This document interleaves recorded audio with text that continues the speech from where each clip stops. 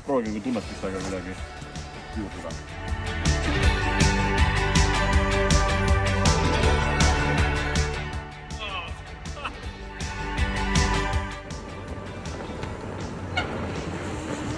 Innovation.